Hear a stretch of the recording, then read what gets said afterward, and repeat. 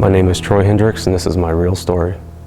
I mean, we didn't go to church much growing up, so didn't really hear about, the Bible and Jesus and all that stuff.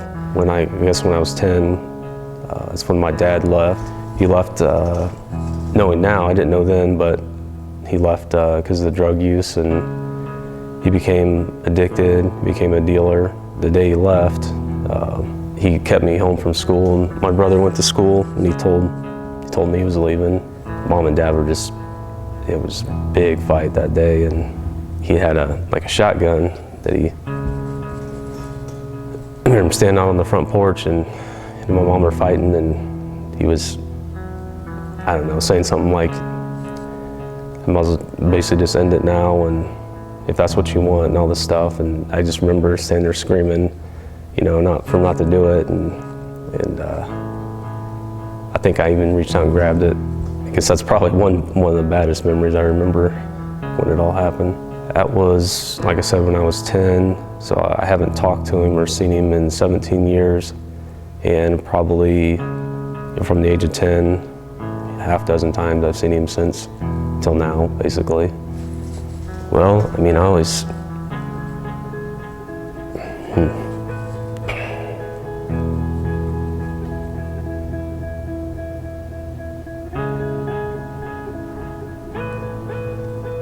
I think I felt like I always had to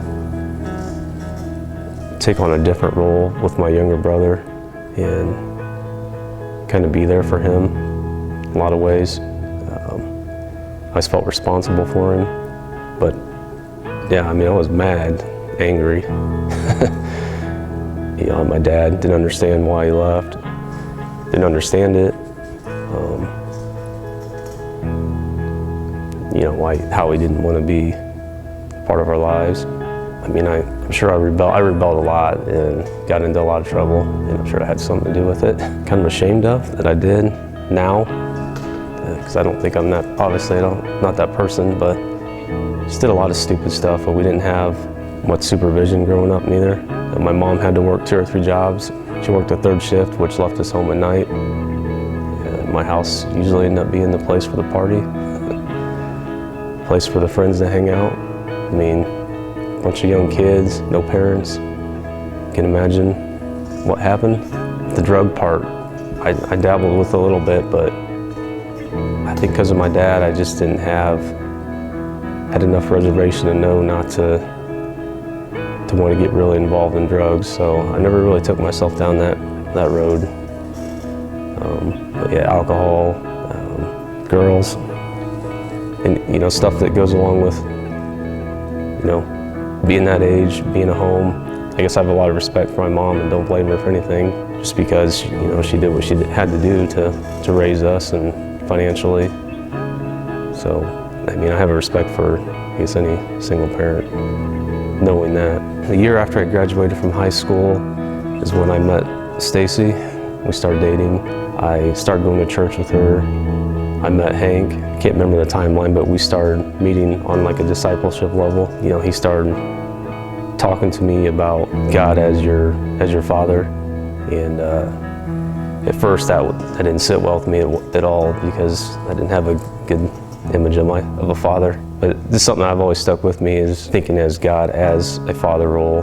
But Hank definitely was a big part in the early stages. I still wasn't a Christian then. So like I said, after a few months of dating, it's kind of a funny thing. Stacy kind of said, it's getting serious, and I don't want to continue dating you if you're not going to change your life. So she kind of put the ultimatum down. It wasn't I just right then and there I accepted Christ. It just seemed like it was a process of, over time that I come to know Christ. Being a part of her family, being around that was a big draw for me. Seeing that family structure, and then I think I realized that, hey, this is something that I want. So I think there's a lot of factors in how it came to that point. I guess when I thought of a father, I thought of, abandonment. He abandoned me. I mean, Father doesn't love me. Those are the thoughts I had back then. And I couldn't see I couldn't tie that image of God and a father together. I think it changes a lot for me when we start having kids. More than anything, I want to be the father that I didn't have. Be there for my kids, love them.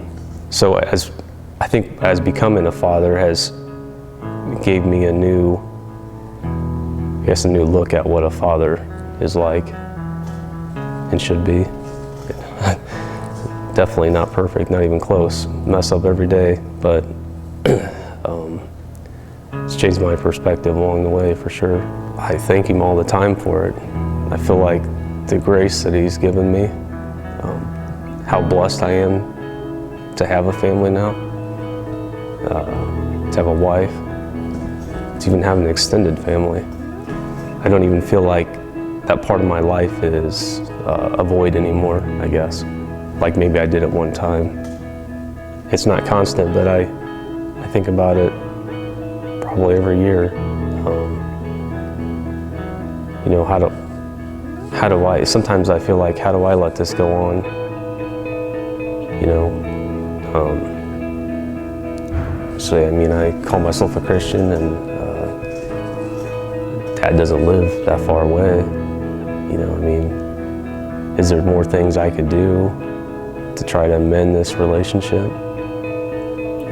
Even though there's been some attempts over the years, but I don't know. I guess I don't know where it's going to end up, but it's not nothing that I forget about it. It's on my mind.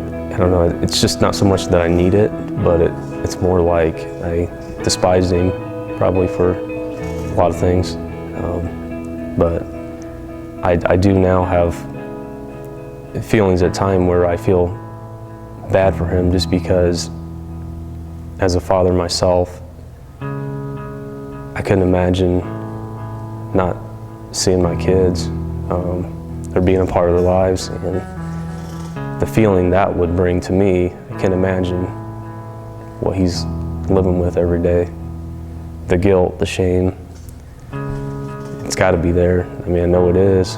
So I do feel bad for him in that respect. You know, maybe there's a little bit of hope here, potential for something. I mean, I don't even know what that would look like. So there's definitely something there, and I'd rather just block it out and move on. That's how I've looked at a lot of it, and that's how I dealt with it a lot of times. So there would probably be, I think if it ever came to a point where we had a chance to communicate again, it definitely wouldn't be one conversation fixes all type thing, because I think there would probably still have to be some forgiveness on my part for that to be complete. You know, I don't think I want it to end this way, but if I never see my dad again, I guess what I would say to somebody is that it still doesn't have to define you. I mean, I guess I'm just so thankful that God gave me grace, and He blessed me with many things, and I feel like I always feel like I have more than I deserve in life. So, I mean, I feel more than blessed with my life as it is now, and as I've gone through that process, God basically has shown me grace. He has loved me, and I feel His love and His presence, and I mean, that's what I would pass along, is how God has taken away that struggle, or taken away that feeling of abandonment, those memories or feelings I had before. You know, He's filled those. I mean, it was obviously a process, but He filled that void, and it's greater. What I have now, what He has blessed me with, is greater than what the loss or the stuff I, missed out on. And part of that, I think, is having a family too, but just having a relationship with God has come to meet those needs more than I feel like I'm even worthy of.